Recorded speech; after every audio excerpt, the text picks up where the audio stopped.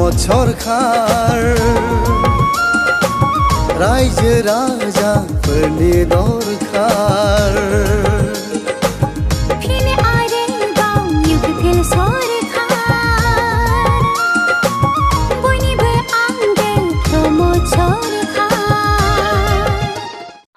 खुलुमबाय नैबे समावहाय बड'लेण्ड बुब्लि नायगिरि नोंथांमोनखौबो बे समावहाय बरायनानै लाबाय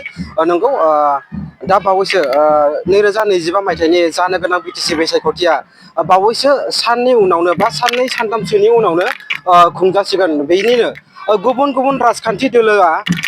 गावबा गावनि दोलोखौ देरहाहोनांगौनि खाथिराव बा गावबा गावनि दोलोखौहाय सरकाराव लाबोनांगौनि खाथिरावहाय गोबां खामानि मावबाय थानायखौ नुनो मोनदों बे समावनो गसाइगाव महकुमानि सिङाव थानाय दाब दाब जायगाफोरावहाय 5 नं सराइबिल बियाबनि बिजाथि राजु कुमार नार्जारियाबो गोबां जायगाफोराव खामानि मावनायखौ नोंथांमोना खौरां बिजोंनि गेजेरजों नैबे समावहाय नुबाय थादों दिनैबो नैबे सराइबिल बियाबनि सिङावनो थानाय नैबे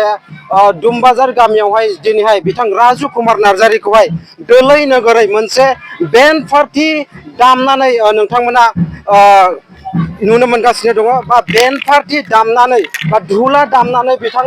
राजु कुमार नार्जारि 5 नं सराइबिल बियाबनि राजु कुमार नार्जारि बिथांखौहाय गोग्गोमै बरायनायखौ नोंथांमोना नुनो मोनगासिनो दं जों बेयावनो मिथिनानै लागोन जे बिथां राजु कुमार नार्जारि 5 नं सराइबिल बियाबनि जा बिजाथि बिथांनिफ्राय जों मिथिनो लाङो जे बिथांखौ गोबां जायगायावनो गुबुन गुबुन जायगाफोरजोंहाय लोगोसे नैबे दुमबाजार गामियावहायबो बिथांखौहाय दुंब्रुदैहाय दिनैहाय बेन्ड पार्टी दामनानै बरायनायखौ जों नुनो मोनदों बे समाव जों मिथिना लागोन मिथिनायनि सिगां नोंथांमोना नुनो मोनदों जे बे दुमबाजार गामिनि माखासे गोबां सुबुंफोरा बेन्ड पार्टी दामनानै मोसानानै बरायनानै लाबोनायखौ जोङो नैबे समावहाय नुनो मोनगासिनो दङ नोंथांमोना नुनो मोनगासिनो दङ बिथांमोनानो जाहैबाय दुमबाजार गामिनि माखासे थागिबि सुबुंफोर बिथांमोना गाजा गोमजायैहाय मोसानानैहाय बिथां 5 नं सराइबिल बियाबनि बिजाथि राजु कुमार नार्जारिखौ बरायनानै लाबोनायखौ जोङो नैबे समाव नुनो मोनदों बेयावनो जों मिथिनानै लागोन जे बिथां 5 नं सराइबिल बियाबनि राजु कुमार नार्जारि बिथांनिफ्राय जों नैबे समाव फंनैसो मिथिनानै लागोन बिथां 5 नं सराइबिल बियाबनि बिजाथि बिथांनि खुगानिफ्राय जों रोखायै मिथिना लागोन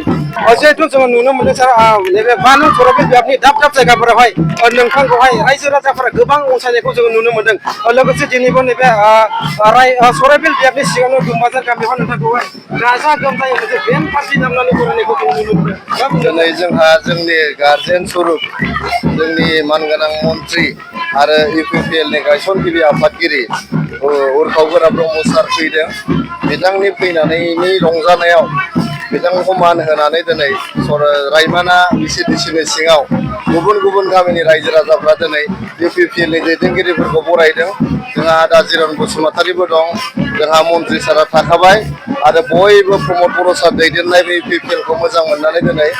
जोंनि रायमाना बिसिडिसिनि सिङाव थानाय मोनफ्रोमबो गामिनि रायजो राजाफ्रा गाजा गोमजायै दिनै बेन्ड दामनानै बरायदों